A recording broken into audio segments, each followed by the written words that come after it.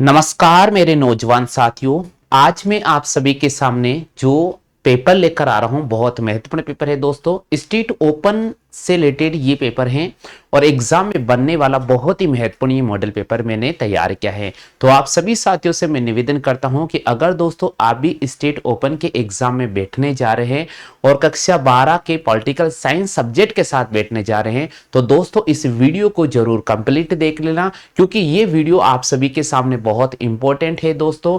आपको एग्जाम में कैसे लिखना होगा प्रत्येक क्वेश्चन का आंसर और किस प्रकार आप पूरे में से पूरे नंबर प्राप्त कर सकते हैं, ये कंप्लीट जानकारी इस वीडियो के माध्यम से मिलने वाली है।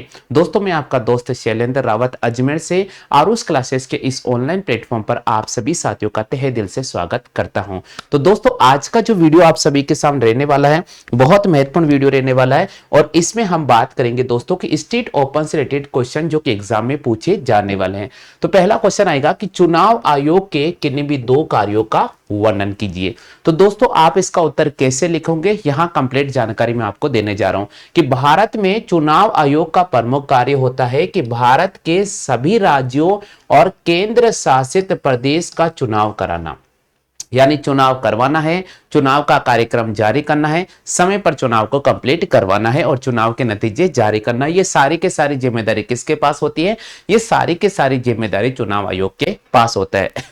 इसके अलावा दूसरा कार्य होता है कि भारत के जितने भी राजनीतिक दल होते हैं उनका पंजीकरण करना, उन्हें मान्यता देना, उनके मान्यता को समाप्त करना यानी रद्द करना और उनके लिए चिन्ह का आवंटन करना। ये सारा का सारा काम किसके हाथ में होता है? ये सारा का सारा कार्य चुनाव आयोग के हाथ में होता है। ये सवाल नंबर फर्स्ट और उसका जवाब आपको इतना सा लिखना है। अगला क्वेश्चन आपके सामने आ रहा है दोस्तों। क्वेश्चन ये कि वयस्क मताधिकार से आप क्या समझते हैं?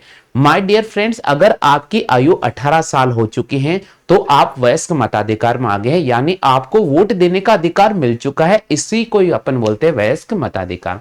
तो दोस्तों चलिए दोस्तों लिखेंगे कैसे इसका उत्तर, यहां मैं आपको समझाने का पूरा प्रयास कर रहा हूं। वयस्क मताधिकार, इसका उत्तर आप कैसे लिखने जाओगे दोस्तों?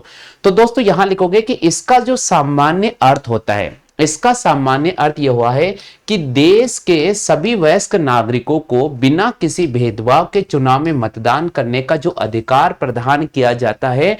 भारत में वयस्क होने के लिए जो न्यूनतम आयु होती है वो कितनी होती है दोस्तों? 18 वर्ष होती है। भारत में वोट देने का जो आपको अधिकार मिलता है 18 वर्ष की आयु प्राप्त करते ही मिल जाएगा। जो भी व्यक्ति या तो 18 वर्ष का है या 18 वर्ष की उम्र कंप्लीट कर चुका है उसे मत देने का अधिकार होता है। और जब वह 18 वर्ष की आयु पूरी कर लेता है दोस्तों तो उसकी जाति, धर्म, लिंग आदि के भेदभाव के बिना ही उसे मतदान में भाग लेने का अधिकार मिलता है, उसे वोट देने का अधिकार मिलता है दोस्तों। और इसी अधिकार को ही उस व्यक्ति के लिए वयस्क मताधिकार कहते हैं। चलिए दोस्तों आगे नेक्स्ट क्वेश्चन हमारा तीसरा है, वो एग्जाम में कैसे आएगा, आप इसका उत्तर कैसे लिखने जाओगे? दोस्तों क्वेश्चन नंबर तीसरा है कि पर्यावरण आंदोलन से आप क्या समझते हैं? दोस्तों इस प्रकृति के चारों ओर के जो वातावरण होता है उसे हम पर्यावरण कहते हैं, यानी वायुमंडल का एक आवरण होता है जिसे हम क्या कहते हैं दोस्तों? पर्यावरण कहते हैं। और इस पर्यावरण के अंदर विभिन्न प्रकार की गैसें पाई जाती है जो पृथ्वी पर निवास करने वाले सभी पशु पक्षी, जितने भी पेड़ पौधे होते हैं, जितने भी प्राणी जगत के रिलेटेड होते हैं, सभी के लिए महत्वपूर्ण ये गैसें होती है। तो दोस्तों पर्यावरण की रक्षा करना हमारा अहम फर्ज होता है, यानी मनुष्य को पर्यावरण की रक्षा करनी चाहिए दोस्तों। पर्यावरण को प्रदूषित होने से बचाना चाहिए, क्योंकि दोस्तों अगर पर्यावरण स्वस्थ रहेगा तो मनुष्य स्वस्थ रहेगा, किसी प्रकार की कोई बीमारी नहीं होगी। और अगर पर्यावरण रेगुलर प्रदूषित होता जाएगा तो विभिन्न प्रकार की बीमारियां हो जाएगी, जिससे इस प्राणी जगत को तो नुकसान होगा, साथ में पेड़ पौधों को भी नुकसान हो सकता है, पशु पक्षियों को भी नुकसान हो सकता है, जानवरों को भी नुकसान हो सकता है। तो चलिए दोस्तों आप सभी को पता होगा कि पृथ्वी के चारों ओर के वातावरण को हम क्या कहते हैं? पर्यावरण कहते हैं। पृथ्वी के चारों ओर के वातावरण को हम पर्यावरण कहते हैं और इसी पर्यावरण का हमारे जीवन में बहुत अधिक महत्व होता है। अतः इसकी रक्षा करना मानव जीवन के लिए सौभाग्य यानी महत्वपूर्ण अंग माना जाता है। हमारा उद्देश्य यह होना चाहिए कि हमें पर्यावरण को प्रदूषित होने से हर हाल में बचाना चाहिए, क्योंकि अगर हमारा पर्यावरण साफ है तो हमारा जीवन साफ होगा। और अगर हमारा पर्यावरण प्रदूषित होता जा रहा है तो हमारा जीवन विभिन्न प्रकार की बीमारियों से ग्रसित हो जाएगा। और जब विभिन्न प्रकार की बीमारियों से ग्रसित हो जाएगा तो मानव जीवन एक प्रकार से खतरे में आ जाएगा। तो दोस्तों आगे लिखा गया है कि जब ये पर्यावरण प्रदूषित हो जाता है तो यहां पर विभिन्न प्रकार की बीमारियों से ग्रसित हो जाएगा। और इसी पर्यावरण को बचाने के लिए जो आंदोलन किए जाते हैं उन्हें हम पर्यावरणीय आंदोलन कहते हैं। यानी पर्यावरण को प्रदूषित होने के लिए, पृथ्वी की रक्षा के लिए जो असो समय समय पर आंदोलन होते हैं उन्हें हम पर्यावरणीय आंदोलन कहते हैं। जैसे फॉर एग्जाम्पल होता है कि जोधपुर के अंदर एक खेजड़ली गांव है जहां पर खेजड़ी की वृक्ष की रक्षा के लिए प्राणों का बलिदान दिया गया था। यह भी एक प्रकार से पर्यावरणीय आंदोलन से संबंधित है। इसी प्रकार दोस्तों उत्तराखंड के अंदर एक आंदोलन हुआ था जिसका नाम है चिपको आंदोलन, जो कि 1973 में हुआ था और उस समय उत्तर प्रदेश में हुआ था। आज ये उत्तराखंड में है और इस आंदोलन के जो प्रमुख है वो सुंदरलाल बहुगुणा तथा चंडी प्रसाद भट्ट तथा गोरा देवी थी। ठीक है दोस्तों, इनके द्वारा जो आंदोलन चलाया गया था उसे हम पर्यावरण आंदोलन कहते हैं। चलिए दोस्तों अगला क्वेश्चन जो कि आपके एग्जाम में आ रहा है, नेक्स्ट क्वेश्चन आपके सामने स्क्रीन पर नजर आ रहा है। अगला क्वेश्चन कह रहे हैं आपके सामने कि जातिवाद से आप क्या समझते हैं। दोस्तों यहां अगला जो क्वेश्चन है ये बहुत इंपॉर्टेंट है, एग्जाम की दृष्टि से बनेगा। तो आप क्या लिखोगे, जातिवाद का सामान्य अर्थ क्या होता है। जातिवाद का सामान्य अर्थ होता है कि हमें अपने जाति के प्रति निष्ठा और विकास की भावना के लिए प्रयास करना चाहिए। यानी हमें अपनी जाति के प्रति निष्ठा रहना चाहिए और उसके समग्र विकास के लिए हमें अथक प्रयास करना चाहिए। परंतु भारत के अंदर आज इस जातिवाद जो शब्द है ना उसका इस्तेमाल अच्छे तरीके से नहीं किया जा रहा। परंतु आज हमारे भारत में इस जातिवाद शब्द का जो वास्तविक अर्थ है उसका जो इस्तेमाल है वो सही ढंग से नहीं किया जा रहा है। भारत में वर्तमान में जातिवाद के नाम पर सिर्फ नफरत फैलाने के सिवाय और कुछ भी नहीं किया जा रहा है। जातिवाद का सामान्य अर्थ होता है कि अपनी जाति के प्रति अनुग्रह के कारण अन्य जातियों के प्रति अपेक्षा और घृणा की भावना रखना है। और इसी दृष्टि से इसने भारतीय समाज और भारतीय राजनीति पर क्या डाल दिया दोस्तों, बुरा प्रभाव डाल दिया है। तो क्वेश्चन अगर आ जाए कि जातिवाद से आप क्या समझते हैं तो जो सामने मैंने आपके सामने लिखा है केवल आपको वही लिखना होगा। चलिए दोस्तों बात करते हैं अपन नेक्स्ट क्वेश्चन की। अगला क्वेश्चन आ रहा है दोस्तों कि राज्य और सरकार में कोई भी 5 अंतर लिखेगा। माय डियर फ्रेंड्स, जब एग्जाम में ये क्वेश्चन बनकर आ जाता है तो आप उत्तर कैसे लिखेंगे यहां कंप्लीट जानकारी दे रहा हूं। तो राज्य और सरकार के जो 5 प्रमुख अंतर है उसमें से पहला अंतर होता है कि सरकार राज्य का एक अभिन्न होता है। यानी सरकार क्या है दोस्तों, राज्य का एक अभिन्न अंग है। तो सुनिएगा दोस्तों, सरकार राज्य का अभिन्न अंग होता है। सरकार राज्य का निर्माण करती है और 4 तत्वों के आधार पर सरकार राज्य का निर्माण करती है। यह राज्य में 4 तत्वों की महत्वपूर्ण भूमिका होती है। उसमें आता है दोस्तों सबसे पहले जनसंख्या, दूसरा आता है उस संबंधित राज्य का भौतिक भूभाग क्षेत्रफल, तीसरा आता है संबंधित राज्य में सरकार कैसे काम कर रही है, चौथा आता है दोस्तों प्रभुसत्ता।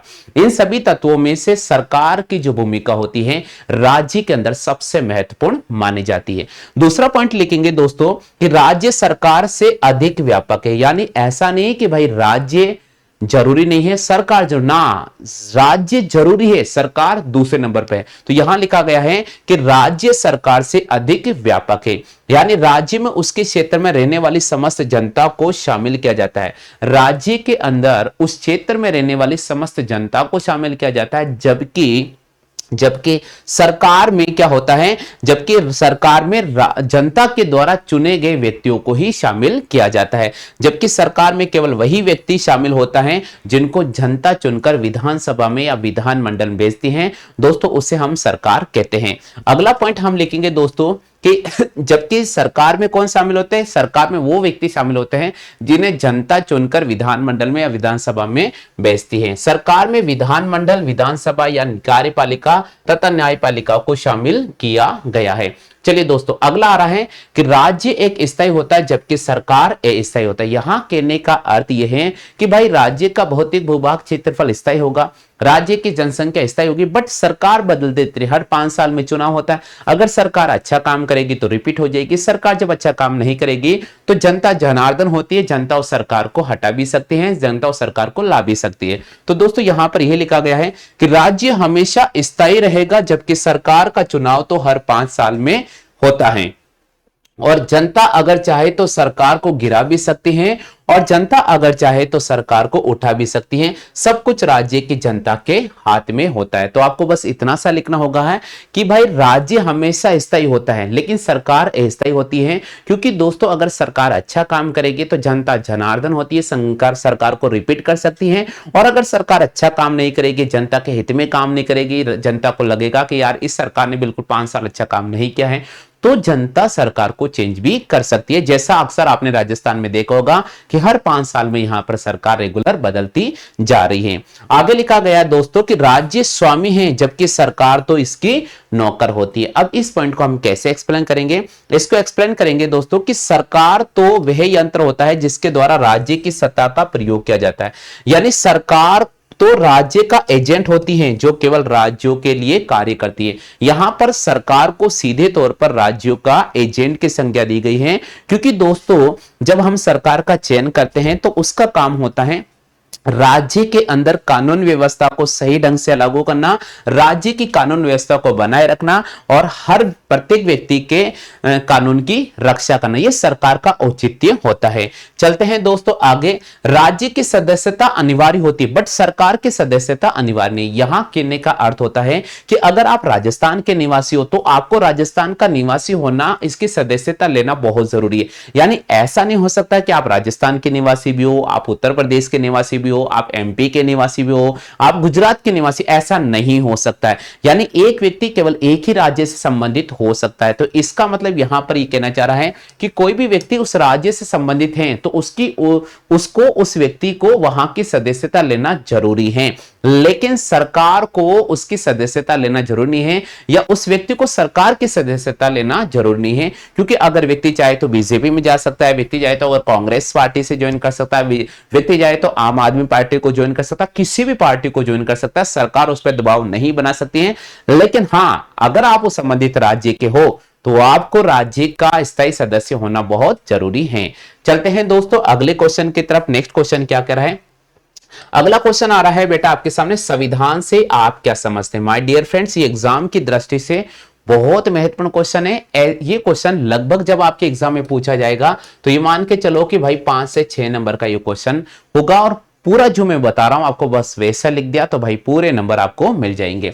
संविधान से आप क्या करते हो? भारत का संविधान विश्व का सबसे बड़ा संविधान माना जाता है और इस संविधान का निर्माण करने के लिए संविधान सभा का गठन 1946 में किया गया था। यानी पहला पॉइंट ये लिखा गया है कि भाई भारत का जो संविधान है वो लचीला है, विश्व का सबसे बड़ा संविधान माना जाता है और संविधान बनाने के लिए एक सभा का गठन किया गया था जिसका नाम संविधान सभा रखा गया था और इस संविधान सभा का जो गठन किया गया था 1946 में किया गया था, यानी 1946 में संविधान सभा का गठन किया गया था। अगला पॉइंट लिखा गया कि हमारे संविधान को बनाने में 2 वर्ष 11 माह और 18 दिन का समय लगा। यानी ऐसा नहीं कि हमारा संविधान एक दिन में बनकर तैयार हो गया, ना बाबू, हमारा संविधान बहुत बड़ा संविधान है, विश्व के अनेक देशों से हमारे संविधान को मिलाकर बनाया गया। तो भाई जब विश्व के अनेक देशों से हमारे संविधान को मिलाकर बनाया गया है तो संविधान को बनाने में कितने समय लगा? संविधान को बनाने में 2 साल 11 माह और 18 दिन का समय लगा है। आगे लिखा गया है इस अंतराल में कुल 166 बैठकों का आयोजन होता है, यानी 2 साल 18 माह और 11 दिनों में हमारा संविधान जब बनकर तैयार हुआ तो उसके लिए लगभग 166 बैठक का आयोजन किया गया था। और देश का विभाजन हुआ उसके बाद 31 दिसंबर 1947 को संविधान सभा में सदस्यों की संख्या 299 निर्धारित की गई थी। उसमें से 229 सदस्यों का चुनाव तो प्रांतीय द्वारा हुआ था और बाकी जो सदस्य थे वो देशी रियासतों से बिलोंग कर रहे थे। आगे चलते हैं दोस्तों। नेक्स्ट आपके सामने लिखा गया है कि जो 229 सदस्य हैं उनका जो चुनाव था प्रांतीय विधानसभा के उन आधार पर हुआ था और बाकी जो सदस्य थे यानी जो 6 सदस्य थे वो देशी रियासतों से संबंधित थे। कहां से थे दोस्तों? देशी रियासतों के शासकों से संबंधित थे। संविधान सभा के अधिकांश सदस्य भारतीय राष्ट्रीय कांग्रेस के थे। डॉक्टर राजेंद्र प्रसाद को संविधान सभा का प्रथम अध्यक्ष बनाया गया था, यानी संविधान सभा गठित की गई थी और संविधान सभा का जो प्रथम अध्यक्ष बनाया गया था, किसको बनाया गया था? डॉक्टर राजेंद्र प्रसाद को बनाया गया था। जबकि भीमराव अंबेडकर जी को जबकि भीमराव अंबेडकर जी को संविधान सभा की प्रारूप समिति का अध्यक्ष बनाया गया था। जिस लेख में कानून से संबंधित नियमों का समावेश किया जाता है, जिस लेख में कानून से संबंधित नियमों का समावेश किया जाता है, बस उसी लेख को हम संविधान कहते हैं। उसी लेख को दोस्तों हम क्या कहते हैं? उसी लेख को हम संविधान कहते हैं।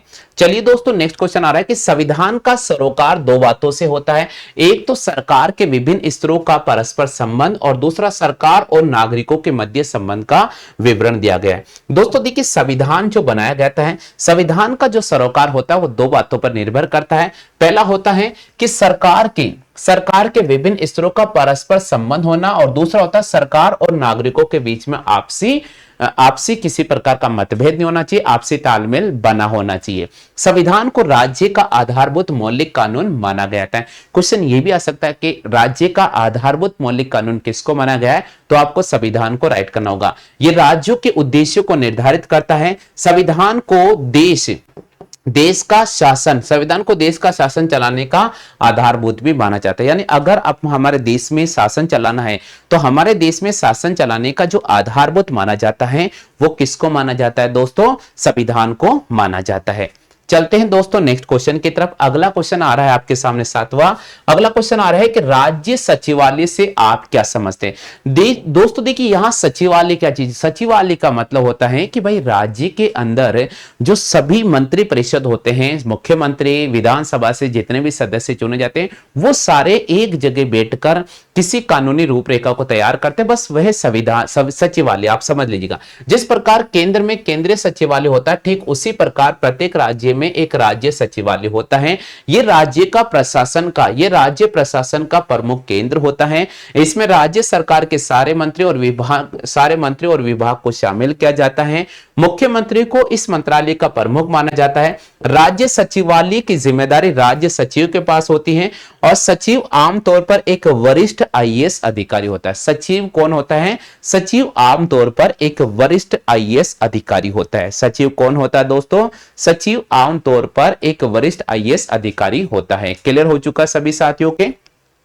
चलते भाई आगे। नेक्स्ट क्वेश्चन आ रहा है कि प्रत्यक्ष और अप्रत्यक्ष चुनाव में क्या अंतर होता है? दोस्तों देखिएगा, प्रत्यक्ष और अप्रत्यक्ष, जब मतदाता स्वयं अपने प्रतिनिधि चुनते हैं और वे प्रतिनिधि संसद या व्यवस्थापिका में अपना पद ग्रहण करता है, तो उसे हम प्रत्यक्ष चुनाव कहते हैं। उसे हम क्या कहते हैं दोस्तों? प्रत्यक्ष चुनाव। जैसे लोकसभा के चुनाव, जैसे विधानसभा के चुनाव, ये कौन से हो रहे हैं? प्रत्यक्ष मत प्रणाली। अब यहां लिखा, परंतु अप्रत्यक्ष मत प्रणाली में जनता के प्रतिनिधि तो संसद या विधानसभा के सदस्यों का चुनाव करते हैं। संसद के निम्न सदन के सदस्यों का चुनाव प्राय प्रत्यक्ष तरीके से करवाया जाता है, जबकि ऊपरी सदन के सदस्यों का चुनाव अप्रत्यक्ष तरीके से कराया जाता है। यहां निम्न सदन का मतलब होता है लोकसभा, और ऊपरी सदन का मतलब होता है राज्यसभा। जबकि भारत में लोकसभा के सदस्यों का चुनाव प्रत्यक्ष प्रणाली द्वारा किया जाता है, जबकि राज्यसभा के सभी सदस्यों का चुनाव कौन सी प्रणाली द्वारा होता है? अप्रत्यक्ष प्रणाली द्वारा। यानी लोकसभा के चुनाव में जनता जनार्दन वोट करती है, जबकि राज्यसभा के चुनाव में जनता को वोट देने का अधिकार नहीं मिलता है, इसलिए उसे अप्रत्यक्ष मत प्रणाली कहते हैं। चलिए दोस्तों, आगे क्वेश्चन आ रहा है 9वां, राज्य और समाज में प्रमुख अंतर क्या होता है? माय डियर फ्रेंड्स, राज्य और समाज में प्रमुख दो अंतर होता है। उसमें से पहला होता है कि समाज राज्य से पहले बना है, और राज्य के पास प्रभुसत्ता होती है, समाज के पास नहीं होती है। राज्य के पास क्या होती है? प्रभुसत्ता होती है, जबकि समाज के पास नहीं होती है। नेक्स्ट क्वेश्चन की अगर मैं बात करूं तो अगला क्वेश्चन है दोस्तों कि राज्य के निर्माण के आवश्यक तत्वों के नाम लिखिए। तो राज्य का निर्माण कैसे होता है? तो राज्य का निर्माण करने में जनसंख्या महत्वपूर्ण होती है, निश्चित उसका भौगोलिक भूभाग महत्वपूर्ण होता है, वहां की सरकार महत्वपूर्ण होती है, और प्रभुसत्ता को बनाए रखना महत्वपूर्ण होता है। तो दोस्तों आज की इस वीडियो में मैंने आपको राजनीति विज्ञान कक्षा 12 पॉलिटिकल साइंस से रिलेटेड बहुत ही महत्वपूर्ण क्वेश्चन आपके सामने अपडेट करती है। ये क्वेश्चन दोस्तों एग्जाम में बनने की पूरी संभावना होगी, क्योंकि बहुत ही बेहतरीन मॉडल पेपर मैंने आपके सामने प्रस्तुत किया है। दोस्तों अगर आप हमारे नोट्स प्राप्त करना चाहते हैं तो आप सभी साथियों के सामने एक महत्वपूर्ण सूचना जो कि मैं आपको बता रहा हूं, आप सभी को आरुष क्लासेस ऐप है उससे इंस्टॉल कर लेना होगा। अगला क्वेश्चन कह रहा है दोस्तों आपके सामने कि प्रभुसत्ता की परिभाषा को लिखो। प्रभुसत्ता राज्य के 4 तत्वों में से मिलकर बनी होती है। यह राज्य की वह स्थिति है जो राज्य को अपने क्षेत्र के अंदर सभी व्यक्तियों तथा संस्थाओं से उच्चतर स्तर तथा व्यक्ति प्रदान करती है तथा शक्ति प्रदान करती है और किसी बाहरी शक्ति के दबाव से नहीं हो सकती है। इसके अभाव में कोई भी समुदाय या राष्ट्र राज्य नहीं बन सकता है। इसके कारण ही राज्य सभी नागरिकों तथा समूह से राजनीतिक आज्ञा का पालन की अपेक्षा करता है। ठीक है भाई, क्लियर हो चुका है। चलिए दोस्तों, अगला क्वेश्चन हमारे पास में आ रहा है। अगला क्वेश्चन आ रहा है, न्याय शब्द की परिभाषा कीजिए। देखिए, न्याय शब्द को परिभाषित कीजिए, इसके विभिन्न आयामों का वर्णन कीजिए। देखिए, न्याय क्या होता है, इसका विवरण कैसे आपको देखने को मिलेगा। तो सबसे पहले हम बात करते हैं जॉन स्टुअर्ट। जॉन स्टुअर्ट ने न्याय को किस प्रकार परिभाषित किया था। दोस्तों, जॉन स्टुअर्ट के अनुसार न्याय उन नैतिक नियमों का नाम होता है जो मानव कल्याण की अवधारणाओं से संबंधित है और इसीलिए जीवन के पथ प्रदर्शन के लिए अन्य नियम अधिक महत्वपूर्ण होता है। देखो, जॉन स्टुअर्ट ने अपनी विचारधारा को प्रकट किया न्याय के संदर्भ में। उन्होंने बताया कि भाई, न्याय उन नैतिक नियमों का समावेश होता है जो मानव के कल्याण की अवधारणाओं से संबंधित होता है और इसीलिए जीवन के पथ प्रदर्शन के लिए न्याय की जो भूमिका होती है बहुत महत्वपूर्ण मानी जाती है। वही अगर अपन बात करते हैं लॉस्की के अनुसार, तो लॉस्की ने न्याय को किस प्रकार से परिभाषित किया। तो लॉस्की का कहना था कि न्याय का सामान्य अर्थ होता है हर व्यक्ति को उसका देय प्रदान करना जो उसकी योग्यता व क्षमता के अनुरूप है। यानी अगर मान लीजिए कोई व्यक्ति कोई काम कर रहा है तो उसको उतना ही पगार मिलना चाहिए जितना कि उसने काम किया है, जितनी उसकी योग्यता। ऐसा नहीं कि भाई व्यक्ति ने दिन भर काम कर लिया और आपने कहा कि यार भाई मैं तो आपको कम पैसा दूंगा। तो भाई हर व्यक्ति को न्याय मिलना चाहिए, हर व्यक्ति को उसकी योग्यता के अनुसार पदार्थ मिलना चाहिए, यानी उसको पेमेंट मिलना चाहिए। इस प्रकार न्याय समाज में उचित होना चाहिए, नैतिक हो और तर्क संगत तथा समानता, निष्पक्ष तथा भेदभाव रहित हो। यानी न्याय क्या होना चाहिए, न्याय में किसी प्रकार का कोई भेदभाव नहीं करना चाहिए, समाज को लेकर न्याय नहीं करना चाहिए। यानी न्याय सभी के लिए एक समान होना चाहिए, जाति धर्म लिंग भेदभाव के अनुसार न्याय नहीं करना चाहिए, न्याय सभी के लिए एक समान होना चाहिए। आगे चलते हैं दोस्तों, न्याय के प्रमुख पहलू कौन से हैं। तो न्याय के प्रमुख पहलू है, उसमें आता प्राकृतिक न्याय। प्राकृतिक न्याय वे हैं जो प्राकृतिक नियमों के अनुसार होता है, नैतिक तथा वास्तव में उचित हो, निष्पक्ष तथा भेदभाव रहित हो, उसे अपन प्राकृतिक न्याय बोलते हैं। भाई प्राकृतिक न्याय वो होता है जो उचित हो, सभी नियमों का पालन करता है, उस न्याय में किसी प्रकार का भेदभाव नहीं होना चाहिए। बात करते हैं दोस्तों कानूनी न्याय। कानूनी न्याय वे न्याय जो राज्य के द्वारा बनाए गए कानून को लागू करता है। इन कानून के अनुसार ही न्यायिक संस्थाएं मुख्य रूप से कानून न्याय को महत्व देती हैं और कानून के अनुसार ही कोई निर्णय दिया जाता है। तो ये जो कहलाता है वो कहलाता है कानूनी न्याय।